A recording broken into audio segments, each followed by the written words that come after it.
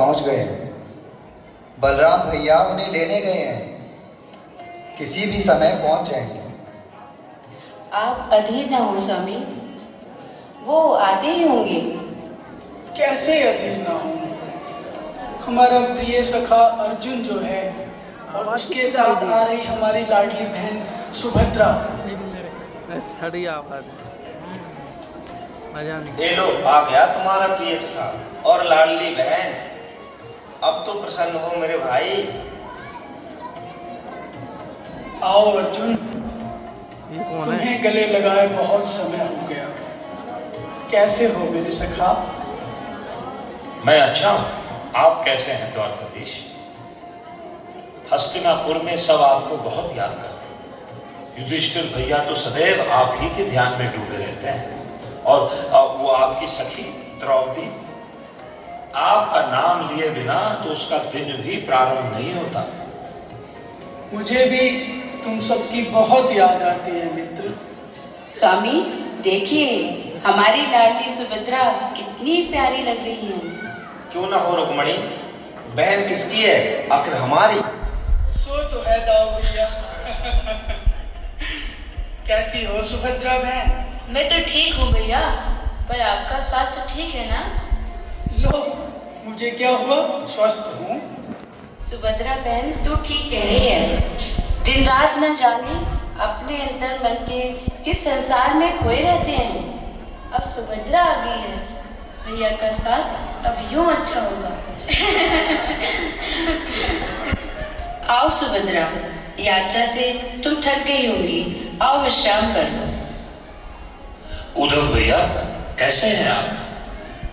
बड़ी प्रशंसा सुन रहा हूँ आपके राज्य संचालन की। वासुदेव कृष्ण की सेवा में थोड़ा बहुत जो हो जाता है वो कर देता हूँ।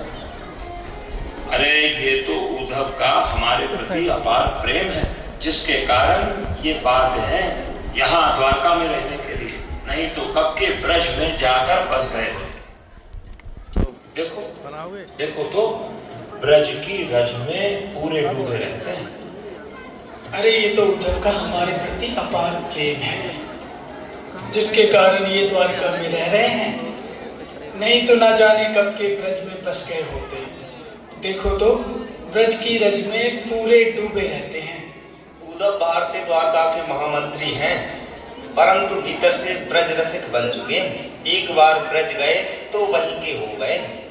सच कह रहे हैं दाऊ भैया, आपका ब्रज, ब्रजवासी, वहाँ की गोपियाँ सब अनूठे हैं। दाऊ भैया सच कहूँ तो मेरा शरीर द्वारका में है, पर आत्मा तो ब्रज की रज में लीन हो गई। क्यों ना हो भैया, ब्रजवासी है ही ऐसे, सबका चित्त चुरा लेते हैं। देखा अर्जुन, ब्रज की चर्चा हुई नहीं कि ये दोनों न जाने कहाँ खो जाते, घंटों रोते रहते।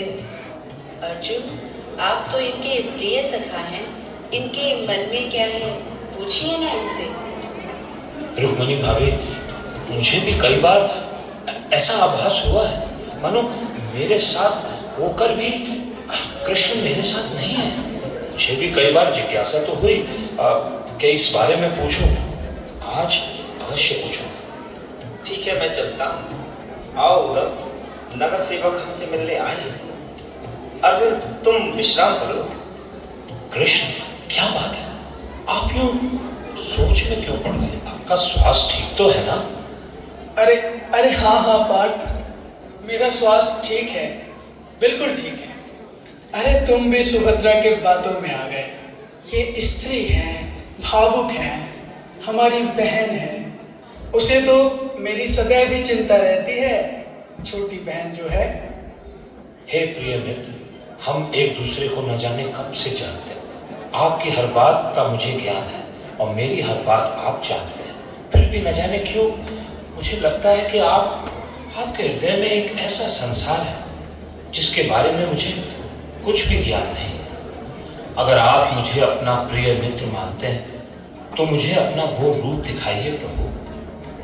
ऐसा कुछ नहीं है अर्जुन, तुम्हें भ्रम हो रहा है।